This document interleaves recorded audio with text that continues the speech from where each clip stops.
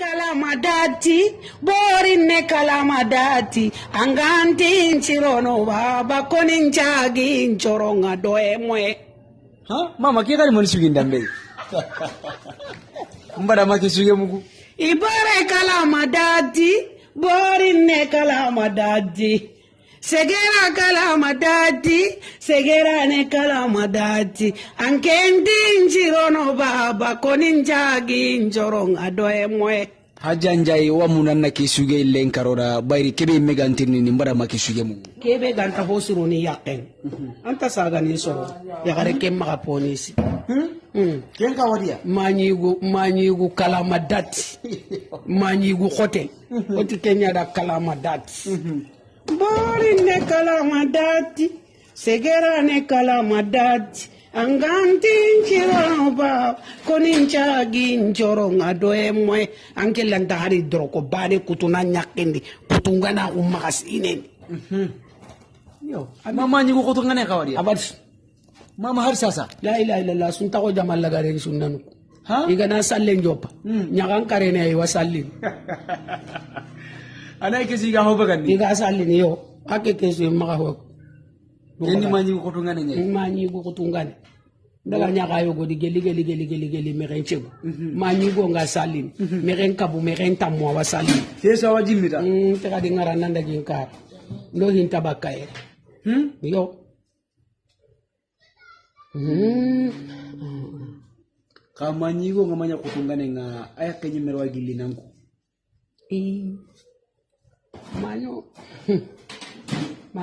manyo majarenko nyakamalin manyo gare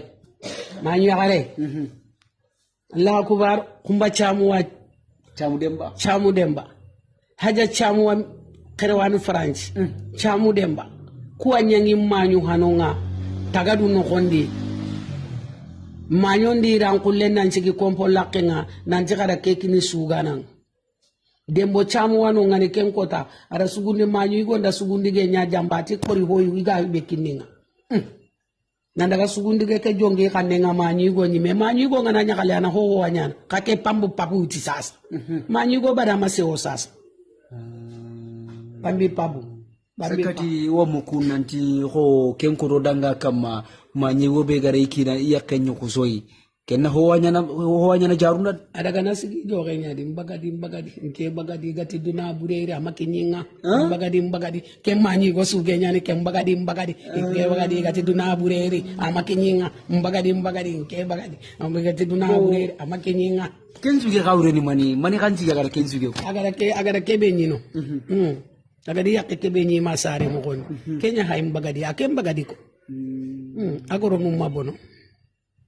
atam mamma bono didi ken kawadi anai amma ngisa ima sare mo konde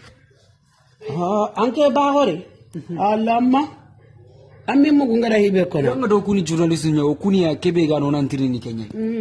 tawa o ka akara ga no tirinda o kana so ha ko keda duna wantirin kana ya wa kenya ni ya ganu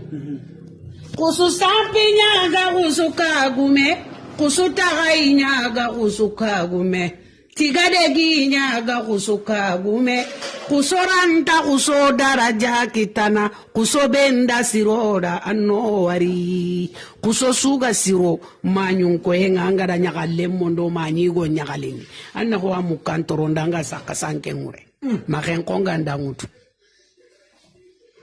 ka kusonga da sape nyaga da tagaye nyaga da tigadege nyaga kendo hekke nyalon kususa pinyaga kusuka gume angana ko nanti kususa pinyaga ina simanta daga sapinyaga de benyan diga be kedi urende bari ngebe me anterin kana nasi manaro sapenya isape be gaygen ya nebe ganta tawo no nganta demba kundanga gambi saranga dumu yeli anga sotuma ona do kenya kususa pinyaga kusuka gume kusuta ga inyaga kusuka gume ngona ile ntakare nanga makinye ke base iyo haja kenya no gatanga na fofo kwa na fata fansi bari ngebe megantirin kana ada nyinda simanaro sape be garuno igande sape het koy atande gere ki ane sape ke tandegere ki ada ganata akenken tatawo debe suga di salamu alaykum iyo ancha penga na kontanyi gande nga kenya garin koranga tanda gana do kundanya gadin ku sape awa yakanu nya kenya isas kusu sapi nyaga kusu kagume kusu takai nyaga kusu kagume kusoran tar kuso daraja kitana ka kuso suga siro anda jarum mukwa gadde kini jarum kare ke sugu begandi iyo wo mukun nanti jaren pedi siringalle sabanyande modin talibe nyani siringalle modin talibe ngani jonko ide be ana munda jangirante gona nyino ni tuga khalisi khore ina jar ka jaren ke na munda so kunalle o jaren karo modin talibe ku hilili kanini siringalle o men janga ko ta hungume de ka on ta menyi ni tibane kawuri iyo bolo kuna munda so kunalle ikun kana munda so ron jangiria o kuna munda o de so ron jango din choi tomu maken ikun kana munda so ron jangiria ini jara ini tuba o ko hati so ron jango o di jango din choi inoku ikun kana munda so ron to ini jara iyo kando di bugume bo ken kama sugen kita ati hodi la lama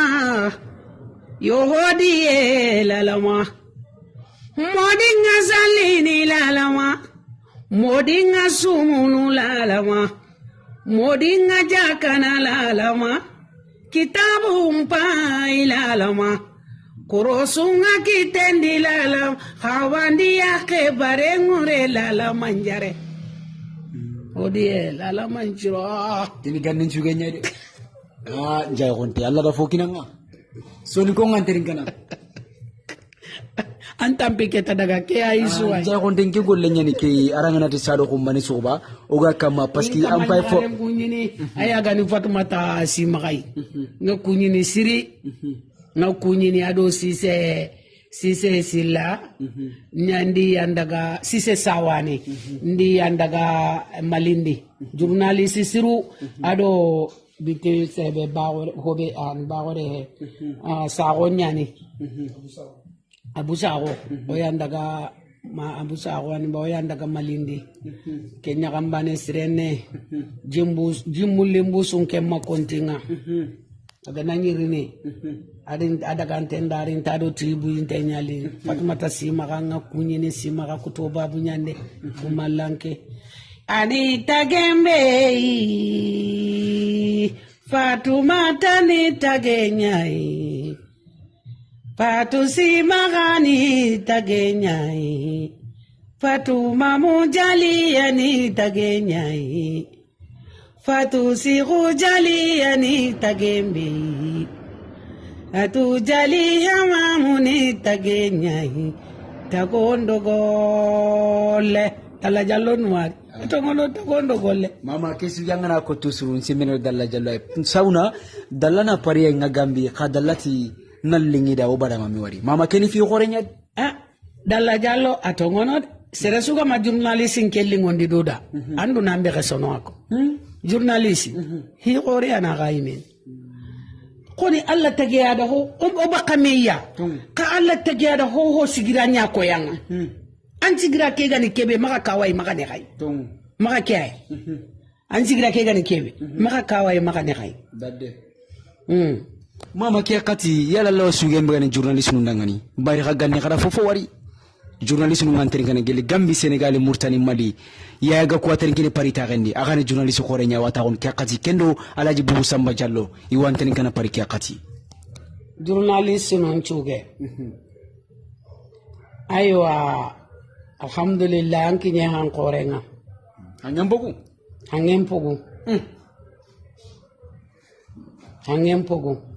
de ati bore mahinjaje ngatu bori jaji kata mahinjaje ngatu hayde chero ya gadumbe magari makanya wade ati lega ya gadumbe magari makanya wade nda journalist nunu ari khani chondomu gidinga bore magi jaje ngatu ba goreri impakile nyanguni journalist ni hakili nyanguni ne bagoreri mpakile nyanguni sankanu tageli mpakile nyanguni koni bore makinjaje ngatu nawari mo siri njaya alisi ni jaji katana nyai gunindi bore journalist nga taxunu xusu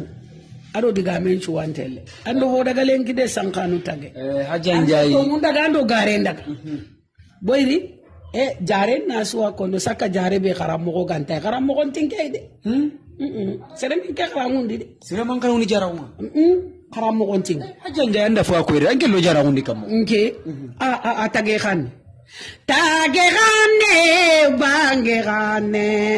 kome sudi tage xan sire anda dalla jallo sugellay nkenjai musanin tage nyama sira mari jangenin tage nyama nkenjai musanin tage nyama konin tage xaneke bange xan sire oga mun kanga kebe konno angana sugunu annanti njay gambi bari kota be ga gollen ko rotu nanti allon khare bani khalle tanga gambian ko nya hona nga senegal ko nya hona nga mauritanie ko nya hona nga mali ko nya hona nga nandaga ma france kota be ga gollen ki gambia ton kon kuna kati duna bum mon nga tanga nati hajjan jay konte ansan konte ta seri bari suba ke mpatu ne garen kri kengane journalist nu sukrise kengane prince bubakari aminata sankanu agoma ga jamani tagandi arandi ga mun terinka tanchu gulli ni dan chewon kanu haklan tengana ta wanga ni terinka anga higa be famu ara diga talibane ko nati mo ngilingen titubaka abada kontono antin khara ke utunda ka insonde menga ka jaga jukan kan wa tusuru na tawanga kam titubaka juka na hakle nya kapa ba ke ni gande angana igana na hakla ni gana de anga ma hakla ni ga swawan charana juka mama ambayro ne woso mendi de juka amma hakla ni ga swawan charana anga na juka ni gana na jiran ko le akanya ta ko ni nankara anga honne min anga honne gan anda do hakle ni ga kende gata na horo sene andangi khoren pop golle ni mani kan nya lenki ya garu ganta duina sorno kha ganni nya garu ko na soro ita kuna na gollen kos yelli na katu ilengollo okuna ilenya gollo ga jukka nye chemba gandi tamenya na yonkon ikun kala gana kini we masinken kana so ajuri ni na nya ewa nyen kada iga o hay kita takare mun kanya sahari hun chillemu o ko angana no ko tutu mu dere korogolle khamare nukuntenna kunyami ni manga nchari lenki ko sage tukui banti korogolle tugumme khamare ko ani na kontenyi mama ke khamare dalla ado walindaka khana mini nukuntenga na sare antina ndare men kanka o walla gadi wa goyen kharno jine no na kana mani siro na hada mare men ya anke anna gundo goro anna angarni ya gundo antirindio boyra anke igatanda journalist dunasi ni manangat miti journalist ya miti ko bedam kenyi manangat barangala he goyen kaidu anyi mena goy hunchen kambulen kan nan chakunti ya gare ngamma yo daga na tanan ku goy hunchan na kam tanan ku goy wallahi anga ho ya la ngedo duna ya nyakke ngana goy hunchen kambu ko tabe tanken tapi anga sak ani kamenta onanti kamekana mboti mare mukiani onati Star FM radio 96.6 FM meganta radio kebe duna bamuna gati waqtin kanan sukunyini wa mori nin kalan ka kunyini kengani tawalenga agawo maga tarende ron kunne sonin kalle menya Allah gara tawranya mali lengi ko take yago maga gambia sonin konti angara soto da swa konda mori nin kala mori ngaran ko khali susu dalilan tamaga lemina mbuchinenga ne kala madati bori ne kala madati jombo toro andi lemburunnu le manda turumba gani lemburunnu le manda kenna gayada kamanne nyanganda jaga kamanne igoe jombo toro bo kenni mani yagarenga dire mulle manda adaga mano go hillo no go sikko no go nagato anken kusa yagare ke wara are logo kuwa ma Kenya no gati jaha kamanne igohe igu khore su anya kenga dino ko hilla adino ko sika ando Kenya ka gumenga akanya khule qigo ndo khule qiyarenga gelli khule qigo ngana yang kajinda ga danye ken chopi aga kura kuruntunu baka yagaren na kampi ana yang kakaina jindi na segendi inaiga kankenda amma korta bada ma yagarenga dino gona kata an kusawara oti Kenya da jobo jongo toro turumbaga dile ngurunu le manda kenna kaya da kamane nyangandai jaga kamane igoe igo ngana dunkanchile horo igo maga dunkana he igo maga dunkanchile senden igo maga dunkana he jobo jongo toro igo maga dunkanchile kenni mani anga danguro ke to kota bani mi anda ya gare ke waranta ngamunda mama anda ya gare ke mundu magi no gona katana an kusari ya gare ke wara andun kanchile anyille anna he ya gare mbicca ga sare nanda anganta munda wara kebe ga munda na ya kamma korti magadi no gona kata oto kendi hinne tanken chondo menga anda lemu kuwa tolingi dulle wiyaba dakwiyaba anken kagume maka hinne ganninga ya garenga ni no gona kata kasudi kendo kagume nchu haganyero osuwana kake atentino kudo kinanunyi kenyatu ona bantara nuncho oni nyajukanu ngori muniga ona nyele munchoro ore muniga mama anda hoko jukando sure nendaga kengara ona wa mukugani kainati utondo dere kendo soname nendaga kengara wankari toronga ganning ko mbirike kamare wankari toron patana mpaita ona ngana kana lesunu kana yankina katike bogaina hasiya gana kawa kibani anani hontanki nama angana hasiya nda kawa kibani annatiga annaro bengen annatiga jurallai anna butingoro anna burano gondi anna sapellai anna birisa lemunu naiga angana kembirisa lenki lemunu kusu an chankina nga feren me kota be ga gollen galla wangar toronda barni la ila allah hay kumbane nanya nganda jukka hari ngana kita lenki ngamu awa basum tan wankare patanda nan takadio wankare ni meyer ni maya lenki anamo ya na ere serenta minni gunnende ona hatana kamo ganya na jukai listen wankare mbi taga timmandini anna hata anna lesu anna kawan anna nya jukka ngaka lenke ko taga wankare ngana hari jirumi mawure serenta min ille ngana kareti ni manu dangani launch ukunta launch tu mama nuari mo wasiri harsa gado Star FM radio nyana 96.6 FM mama krisi wande miki duwa ko nindangani adu indangani ma kotabli agati nanti lemme ngadwa onkinanga ya garanya ni ka gelli alla ni saga na lawra lenki barama wandi go tu kina halle kay wadwa onkinanga gella gana ni baraga ma wandi wi go to su idwa wi awakati nga uronta kiyentai mama nsimme gella gar kidgami ko digami ko qorim paklenda ndiki ya garan kasera huwa ko menyi megara tawnga sime ngora famu ndaga ndaya garan kase go tirni kentinda tara digan qorenya ko na kama hasarinda ngamuna na ke do hasarinda agatin tawandi goto gannin ya gare jena na nanyi ya gare nan ta haijeni niya anna de bigambe ya walla medi koy ananyam maken kita ananyam makita bo aga duwanda ti kebe amina de antaka kitene amina nkebe hayta unangwere jeren na bihinni mengado lenki na ganda duna suka elire mamalindi da duna katwade nkeda duna konko lementa bakende hobe ga kemenyan because tampillero sino segi kabundinya ay jelelene rene jinga sas nga jara kunga makinye debi dantanto ay jalambere bane madina samako hillo keneba siko aro minnatana dingiri dingiri kendi sapiga geray makinye dingiri yo ado wankare meti wankare bulembu no kudi daga na makinye no bo kempalle ke tankare ke deben kan kinye kensu ngada debu ku karagi be kontanda on konto kembane mawro wi kun ken kutenda urongu ya sudi ka anta kitene akomora ahorora atagara anta saginga duwa obo sakana mo konin hey yagarenga igonga sanga igati kardo kari diraga igo ke majeni de yagare kiyal hay yagare nyara ke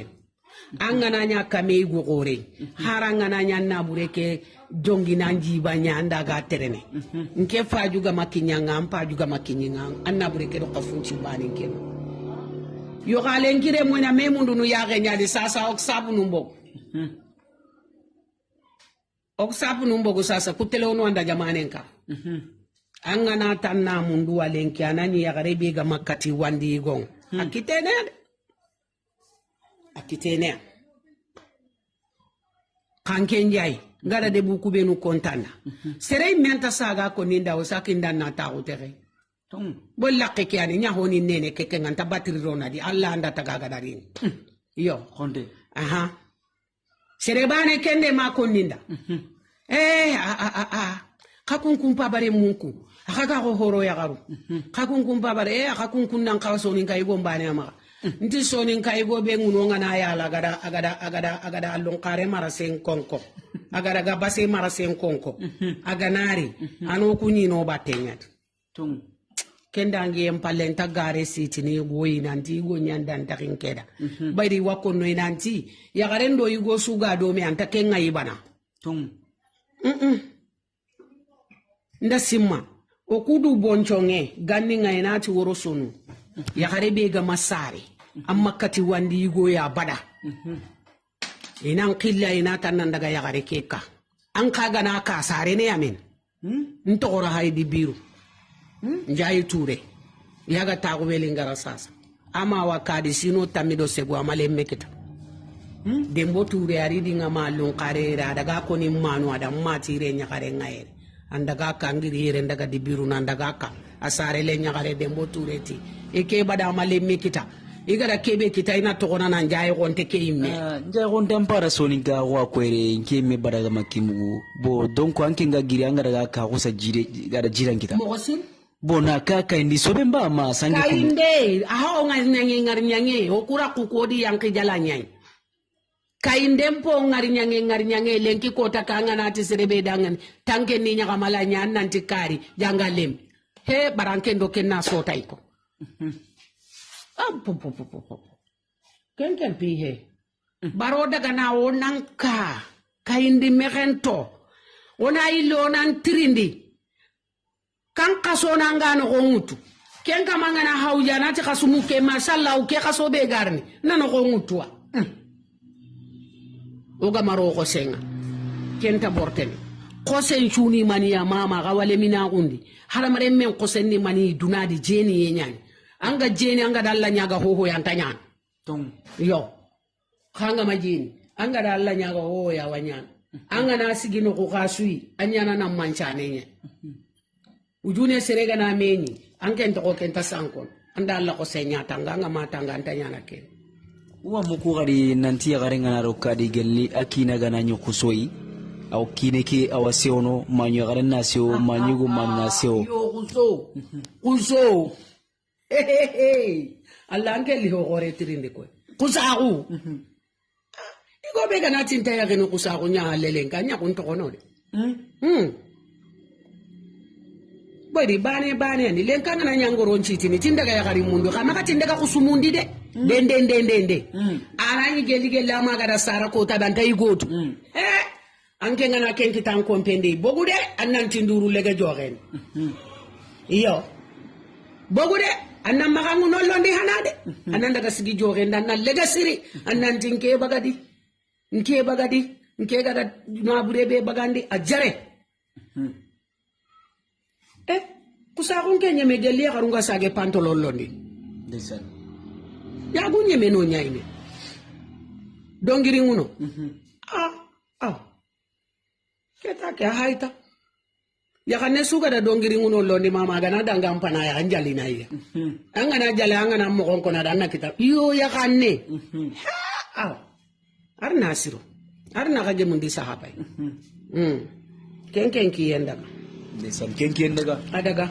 ni bata min to ani kenga kana do xema yo batalla gadi mbagadi kangana kawanna bure nganga da yagare mu tanke makeni ko so yanga wala he anna dalla yagare mu ndini yo ke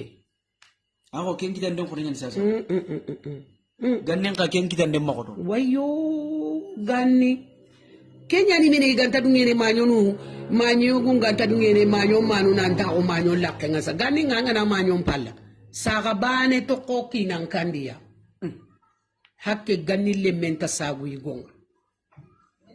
yaganu yogo nunta yagini anga na nyima yaganu yogo nuga na yagina anga na yima ke kadi yerno kunanke ngata ko ne rantro nga karu kane inati saga nun na magada leminen kanu ae saga bane magada gel leminen ngana kanu saga la wa gongon unati yo ketake ke ananki nai oda londi ke khanne akama sasa ke angana kanu ke ngamanga barake ngakumbane sokoba ani mena manyi nyira kato nyiga okuda ina lemine ke baka ina kanundi ana yaki kona yaka ne baka na lengi anki na gana giri terranga ampana na patinda bari anki na gana giri terranga ampata na anki na nyaka menchoro anki na gana yankana biyo ndi kota bana konanda ina nyaka menchoro ne lenga na daga tunchi malin to oketa oku hani urno kina no yana sanga lencho lunga rodina into walla onti walla yakambanu nyano korno tikitaka ina ga to ikompeni barapu ina to no ngaya tandanki nan kachi anna to anantu yo oti ya ari lagande ina kora kana kati kina isas anga na nyabi yo ndanda nyakentelo wada chikini ndabari ne lenga na ay me anyankina na pare ana dongiri nguno londa na ga tanya game anke manyi go tanken na kenyi yakanne walla anna nya da kenya game soro yo goda dalla no ari mo siri mare mo sanda ke mudo me ke ngani hajan jay khonte nambugal lunkare maman jay man digal la na makata sonin kelle me ko nga tan ken jamane no gondi ado jamane selanga ado anda mani khanya galle kita birobe Star FM radio igari tampaka fanke ngana le lunkare na lansa gara nan tin jay khonte wa mundo dan masala alhamdulillah antirni ndenchro kombo sonin ko ngagiri kombo kebe nga kombo sonin kalle menchu kunyini hoho gatinti nga sukunyini ndaka su hilliya nya kombo menja ngenna tinda kona nkambo gana ndaga saran kullinyi manchi yendi ndadaga na hoho indaga na cross india saran kullinya kanu kunta telle hoho indaga na cross india khangana hati ngana ti tep sonin koku imakuteto jaga nyagamala nchuga girindindi gadaga tagu kombo kombo yere urunu nga sikeya nyagamala no yogo wano da kanun taga immanchi yendo nyakanyet honnan chirago ngi makasiri o waduwa ngida idi kagumunga arni jidi nke kilendo kebe gagiri kombo ntagare konon tahuku haishiki anyagenga agana linganda na picho anda na gatte yafa boka katiyendi ora tunanti kya fridu ne ganni yala kenya kama o kunta kutu kanta fridu o dahara to o imiamuko kina ganni ka kuna jimul leng tan kam jigine tagon na taga ona yanki kallew mangara goyin kachen ko bonara jigine palle angana nyongo lenki aga na nyeme kumbana na goyin kache ke utanna jigine ke yanki kallew anna jinni la dana muro